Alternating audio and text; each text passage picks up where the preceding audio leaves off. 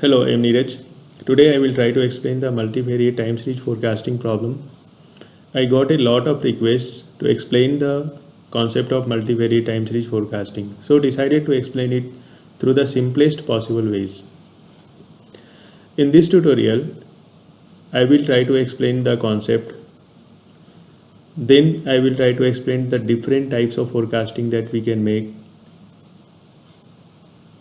through the multivariate time series forecasting, the ways to prepare the training data set, process to write the code for multivariate forecasting, and then explain everything through the live running example. So let us start. So the major complexity issues of multivariate time series forecasting is the presence of multiple input or independent variables. So in our toy dataset, I have taken 3 input variables. The other complexities are like the presence of one or multiple output variables. So like you increase your number of output variables, its complexity will increase. So before going into the details, let us try to fix one very small things like the input interval, time interval for input variables.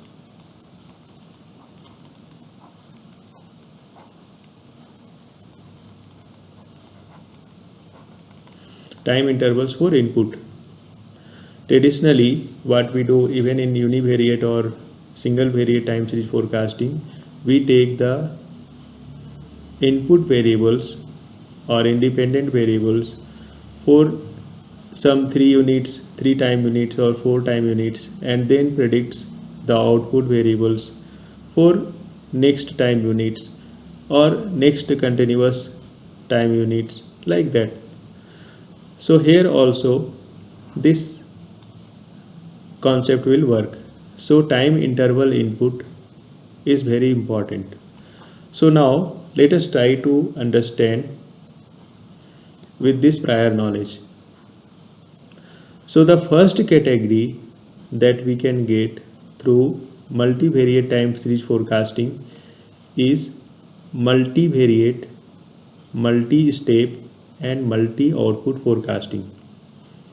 Multivariate is clear. Multi-step means for how many time steps you are going to generate the forecastings. For example, here our input time intervals is 3. I have taken a data set for 3 intervals and then generated the forecastings for these 3 units.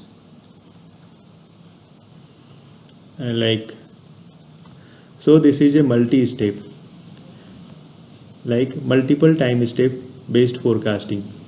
Here you can make one more thing, like instead of skipping this third time units, you can include in your multi-step time forecasting, like from step 3 to step 6 or step 3 to any number of steps. So here our multi-step value is 3. Our multivariate input is 3. Input time intervals is 3. And then output. Multi-output means how many output dependent variables are there in your predictions. So here we have 3 output independent variables in our predictions. So this is our first category. Now go to the second category. It is a little simpler one. So this is a multivariate single step. Single step means you are going to forecast for only one time interval. Multi-output means your variables, your output or forecasting output will contains multiple output variables or dependent variables. Here again you can make some changes, like for some input time intervals you can predict for third time intervals also, you can predict for fourth time intervals also. So I left it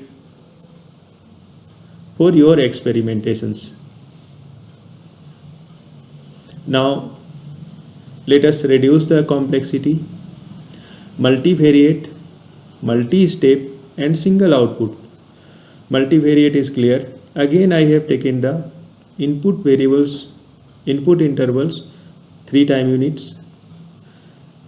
Multi-step means we are going to predict for multiple time steps. Here we are going to predict for 3 time steps. And single output means all outputs are related to one dependent variables. Now here again you can make these assumptions, or you can make this experiment, like take the input for up to 3 time units, predict from 3 to 5 or 3 to 6 or 4 to 6. So this is open for your understanding or for your experimentations or settings. Means this is open, this is not a hard and fast that you have to predict from 3 only or you have to predict from 4 only. So it is your choice. Now the simplest one is multivariate. The simplest way to predict anything, single step and single output predictions. So multivariate, I have taken some input time intervals. Then single step means for one time steps, t means for t is equal to 1 and output variables will be 1. So we have only one output. Again you can generate the output for only third time step, single output for third time step, or you can generate the single output for fourth time step. The next part is how to generate the training data.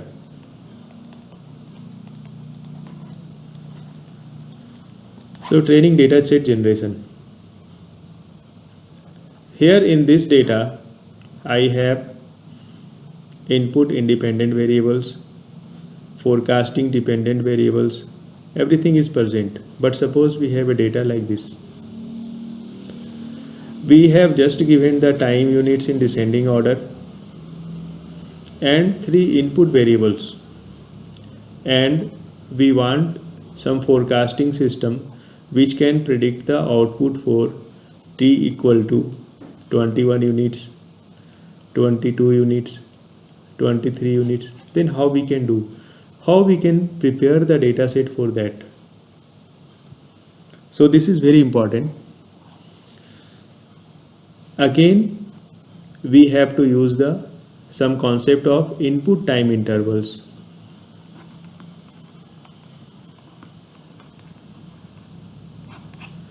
So here again we take our input time intervals equal to 3. Now the next thing is you have to decide that what is your output time intervals. Suppose we want to predict for only 2 time interval output. So our output time interval,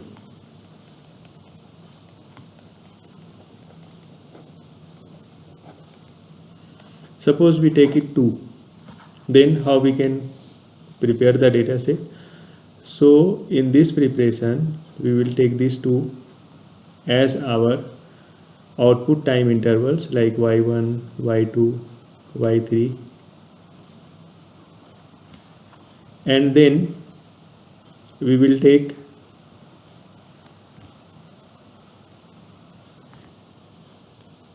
(16), (17) and 18 like 3 times as our input time intervals. Now this is the first record. Now to generate the second record for the training data set, we will take the 2 output intervals 19 and 18, this one, as our output variables y1, y2 and y3, and if this 2 is our output, then These three will be our input variables. So time intervals 17, 16 and 15 will be our input variables. So now we will repeat for the entire data set and generate the multiple records like third record, fourth record, like that. So this will generate our training data set like train X and train Y. So train X will represent our input independent variables. Train Y will represent the forecasting dependent variables to train the entire system. Now the next part is how to write the code, deep learning code for such scenarios. So to write the code, we will use a very simple encoder-decoder architecture.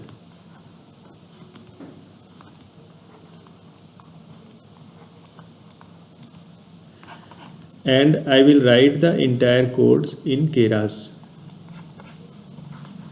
First I will explain that how we can define the model for such scenarios. So for encoder-decoder outputs, our encoder input will contain two different things. First is what are the input time intervals or input time steps we are taking. So it is 3 now. So here our input time steps is 3. Now what are the input features, like how many independent variables we are taking. So it is again 3. Now write the code for encoder. Here I have used the bidirectional LSTM to write the code for encoder. You are free to use any other things like LSTM, CNN, CNN plus LSTM, Conval STM, anything you can use to write the code for encoder part. So in the encoder part I did one thing like return sequence equal to false, means we want the output from the last block of the LSTM. So now we have encoded output.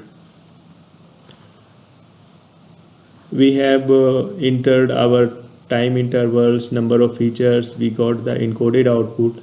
Now we have to write the decoder part so that it can generate the output like we want. So what kind of output we want to generate? It should be of 2 time intervals output, means 2 time step output we want, and in our output we want 3 features. So we will have to make this arrangement. So for this, first of all we will use the repeat vector. Repeat vector will set like how many time step output we want. So for example, we want 2 time step output. Our time step output is 2. So the data that obtained from the encoder, it is repeated into 2 time steps, means 2 times it got repeated. Now the next part is to write some decoder functionalities to generate some decoded output. For that I have again used the bidirectional LSTM, but here I have used the return sequence equal to true, because means it is up to you. Here my choice is to get the output of each block of LSTM. That's why I have taken the return sequence equal to true. Now the next part is how to generate all 3 features, get all 3 features in output. So how we will make another arrangement in the decoder part. So for that we will use the Keras time distributed layer. So the time distributed layer will fix that how many output features the system will generate for each of the 2 time steps. So here our output features is 3. So this code arrangement will generate the output for 3 features. This repeat vector will generate the output will make the arrangement to output the for 2 time steps. After that we define the model like encoder inputs, output, and then we can compile the model.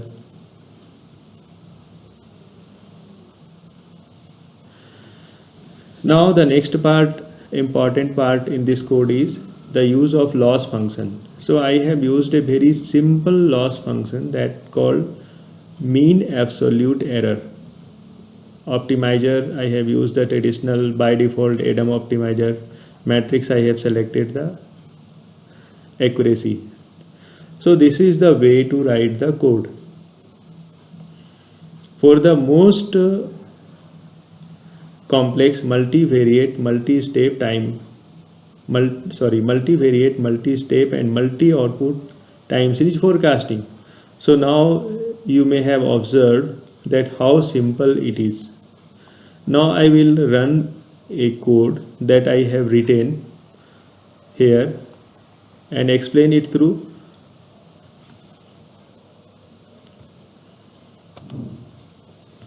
Now I will explain everything through a very simple code. So here 3 input variables I have taken. I have just randomly selected those numbers. After that I converted the 3 input variables number into numpy array. The next part is we reshaped into a row column fashion and then predicted the shape. Now the main aim behind this reshaping is to apply the mean max scalar function.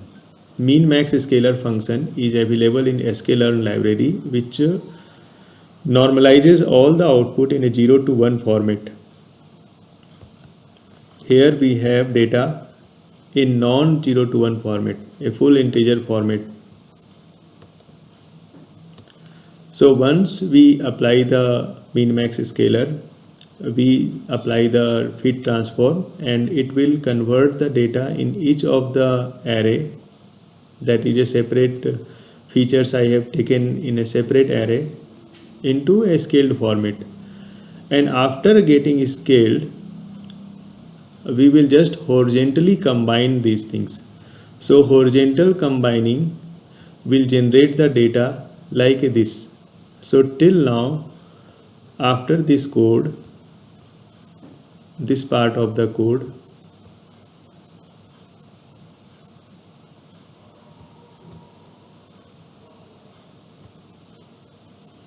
we will have this type of arrangement. Now we have to decide like input time steps, input features, output time steps, output features. So like here I am repeating the same thing. Our input time steps 3, input features 3, output time steps 2, output features 3. So we are repeating the same thing. Then prepare the data y and x part. Then I have written the code here.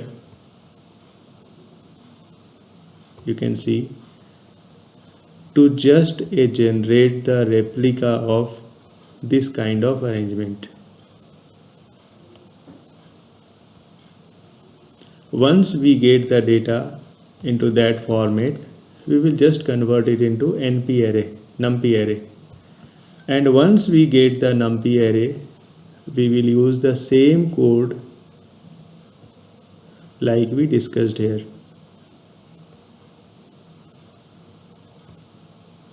This is the same code I have used here.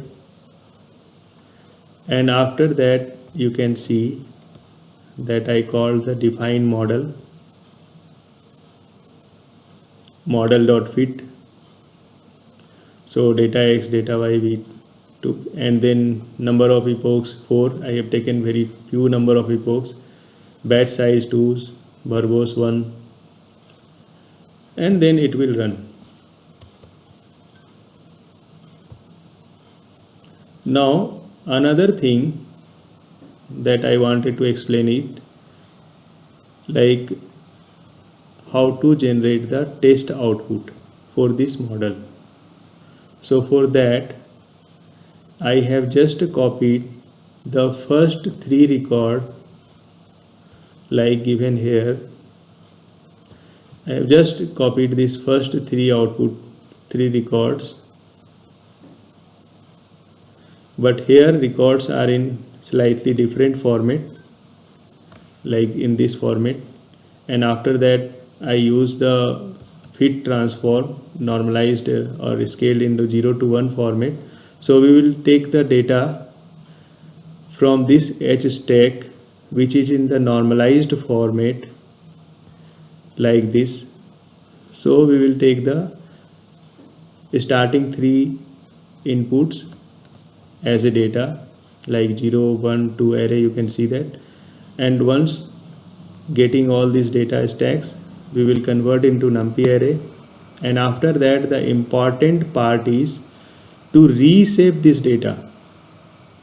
It is very important because you need to reshape the data to support the encoder input like input time steps and input features and number of records, for how many records it will work. So we have one record, input time steps, output time steps, so you have to convert it into 3D array, 3D numpy array, and after that we pass the data into model.predict. So once we pass it, it will generate some prediction output, but the prediction output will be in the format of 0 to 1. So again, to invert the output into the original scale like we have here in this format, we have to apply a inverse transform. So inverse transform is again the function of scalar of available with a scalar library. So inverse transform the prediction output, so it will give the inverted output. So we already got the output. I will show it how it works. So here you can see all the steps like we have data in this shape. After that the final data set we generated after scaling, like you can see here.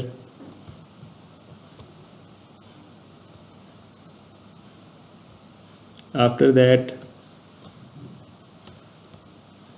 we have prepared the input data set like 3 time steps, time interval input, 3 input features, like you can see this input generated like I had discussed here.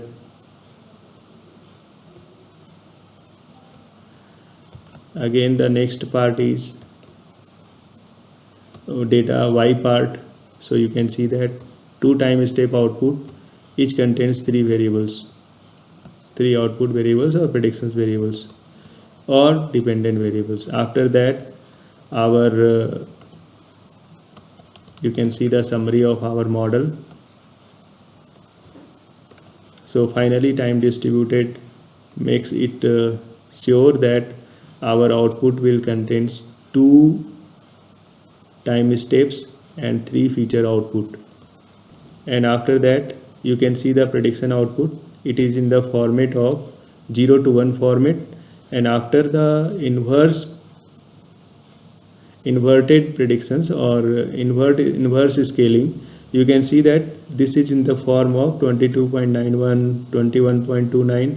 We can just take the round and it will be our prediction output. So this is the process to generate the output. Thanks for watching.